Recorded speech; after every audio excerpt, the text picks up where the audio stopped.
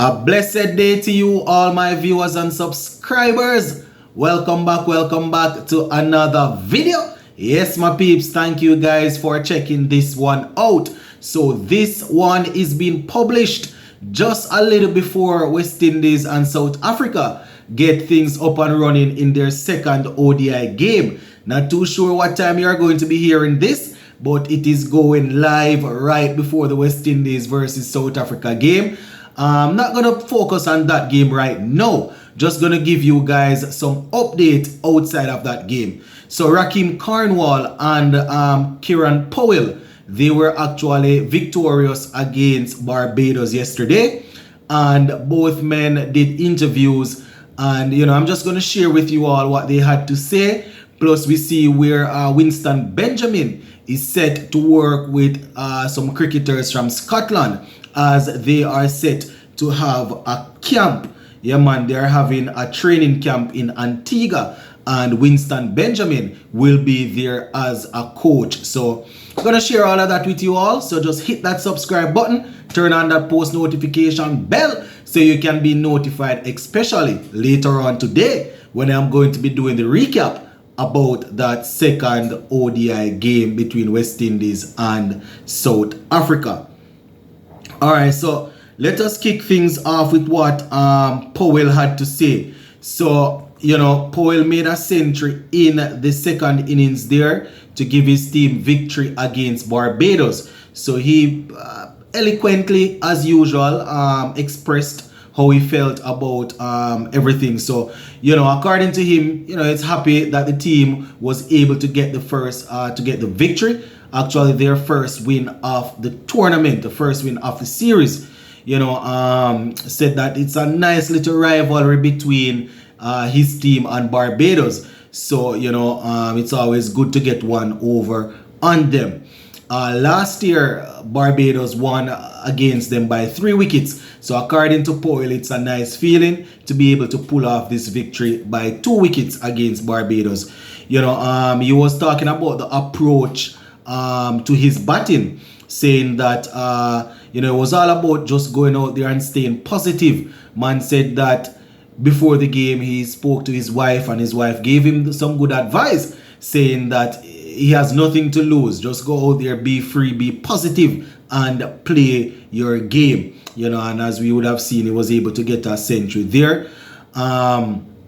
He would have also indicated that throughout the season and throughout the Super 50 also, he was just laying back basically like a sitting duck, according to him, and not going out there and, being positive, going on the front foot and playing.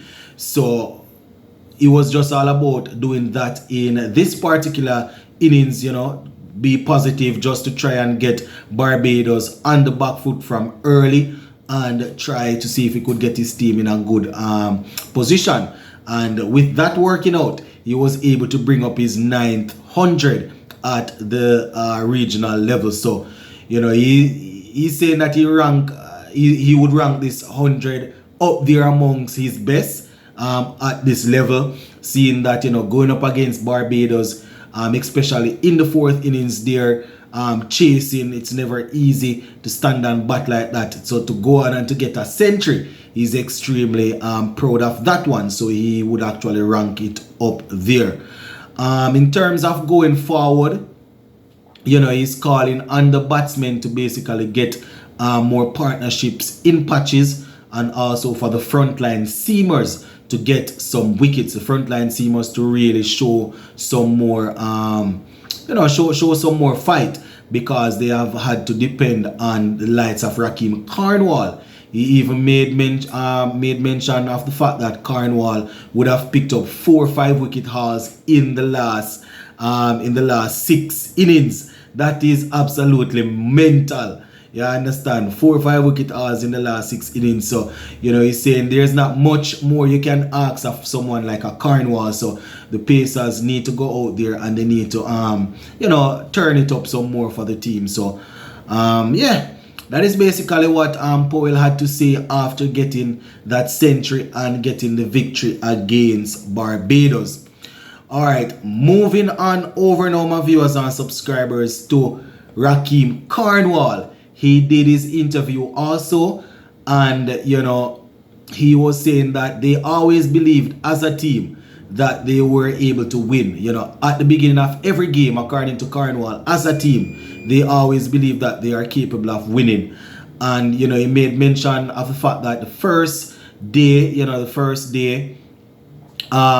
they fought hard, but Barbados really did their thing, especially with Shane Dorich there getting the century.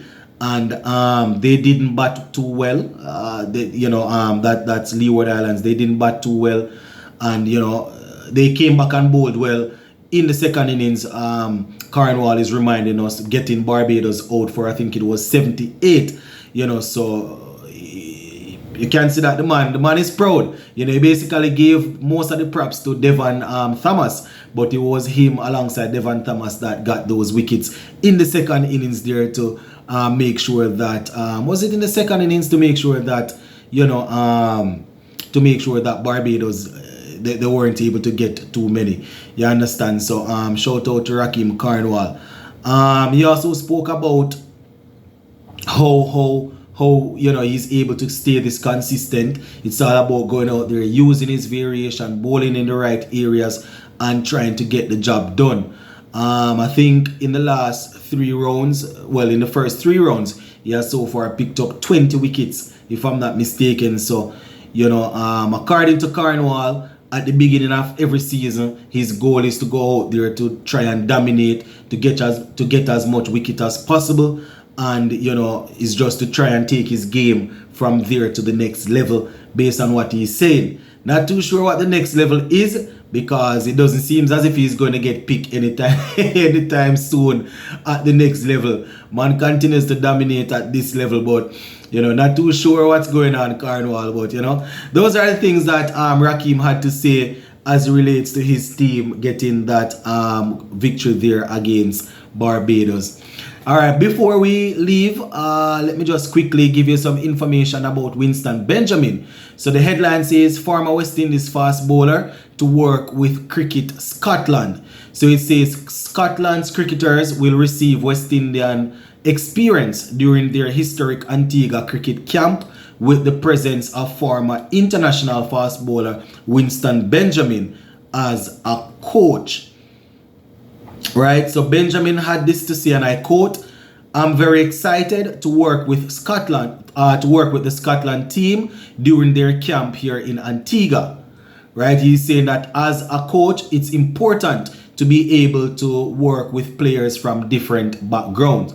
He went on to say, "It's a chance for me not to only teach them a thing or two about the conditions, but also expand my own knowledge based on experience." He went on to say, as a part of the camp, young Antiguans will get an opportunity to play against international grade oppositions as well. So it's a win-win situation in my eyes. Right? He's saying that we are delighted to welcome, the Scotland people, camp is saying that we are delighted to welcome Winston to our training camp, and we look forward to working with him. So there you have it, my peeps. I'm not seeing much information here where the rest of it is concerned. They are saying Benjamin will begin his role with Scotland when they arrive on April 1, ahead of a participation from 8 squad members in the Cool and Smooth T20 later that month. So apparently they are going to have players there playing in the Cool and Smooth T20 league. And Scotland is going to be arriving on the 1st of April. So there you have it, my peeps. Just wanted to give you guys that bit of information before we get into the second ODI game between West Indies and South Africa. Big up on yourself.